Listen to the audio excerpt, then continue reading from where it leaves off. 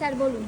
হ্যাঁ, আমি আজকে সকালবেলা এই গঙ্গার ঘাটে এসেছিলাম, তখন দেখি এই কুকুরটা এখানে ঘুরে বেড়াচ্ছে। তো এখানে লোকরা বলা বলি করছিল, আমিও জিজ্ঞেস করলাম, জানতে পারলাম বলছে এই কুকুরটাকে কেউ কিছুদিন আগে এখানে ছেড়ে দিয়ে গেছে। কয়েকটা বাচ্চা মিলে কয়েকদিন ধরে খেলছিল কুকুরটার সঙ্গে, কালকেও নাকি খেলছিল। তো ছেড়ে গঙ্গায় স্নান টান করিয়েছে, তাতে মনে হলো যেন ঠান্ডা লেগে গেছে। তো এই কুকুরটাকে এরকম ছেড়ে দিয়ে গেছে শুনে আমি তখন আপনাকে ফোন করলাম। ফোন করে তখন আমি কি আপনার নামটা জানতে পারবো? আমার নাম সৌভিক চক্রবর্তী। আচ্ছা, এটা কিন্তু সোশ্যাল মিডিয়ায় পোস্ট হবে, কোনো অসুবিধা নেই। আচ্ছা, তো দাদা আপনাকে অনেক ধন্যবাদ যে আপনি অ্যাটলিস্ট খবরটা দিয়েছেন।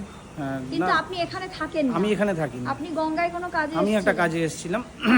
যেনারা থাকেন তাদের একটা কনসার্ন নেই। দাদা আপনি এখানে থাকেন তো? এই পাড়াতেই থাকেন? ওকে দেখেছেন? ওকে আমি 4-5 দিন ধরে দেখছি। 4-5 দিন ধরে দেখছেন, মানে আপনার কি মনে এবার হচ্ছে? খুব জুনিয়র ছেলেরা নিয়ে বেড়াচ্ছিল। আচ্ছা, হ্যাঁ, এমনি গঙ্গায় চান টান করালো কয়েকদিন। হ্যাঁ, এইরকম দেখলাম। তারপর তো আজকে দেখছি ঠান্ডা লেগে গঙ্গায় চান করাচ্ছিল ওকে, তারা কি আপনাদের পরিচিত? না, পরিচিত না, তারা ওদিককার ছেলে হয়তো। চেনো? আপনি চেনেন কুকুরটাকে?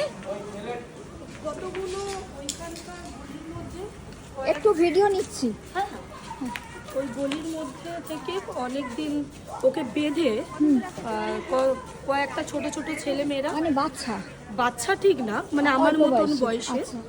সবাই নিয়ে যেত। আবার অন্য কুকুর ওকে যেই তাড়া করতো, আমি তখন বলতাম যে একটা লাঠি নিয়ে বেরাবি, কারণ অন্য কুকুররা তো ওকে দেখে অ্যাটাক করবেই।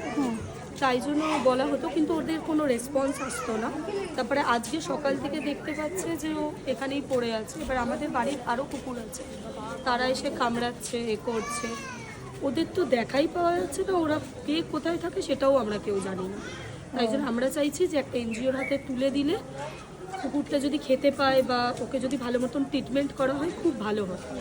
আচ্ছা, তো আমি Shampa Mukherjee animal welfare foundation থেকে এসেছি। হ্যাঁ, আমি ওকে নিয়ে যাচ্ছি। একদম। ও অ্যাবান্ডেন্ট বলেই আপনারা জানেন? হ্যাঁ, ওর কোনো মালিক নেই? না। ঠিক আছে, একবার কুকুরটাকে দেখিয়ে দিই।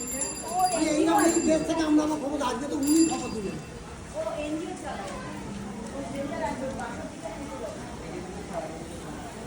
ঠাকুরের কাছে এসেই বসেছে। হ্যাঁ রে, তুই একদম ভগবানের কাছে এসেই বসেছিস, অদ্ভুত ব্যাপার। দাদা আপনাকে অনেক ধন্যবাদ। হ্যাঁ, ভগবানের কাছে এসেই বসেছে যে এটাই আমার আশ্রয়। আপনারাও খুব ভালো যে ভগবানের মন্দির থেকে ওকে তাড়িয়ে দেননি।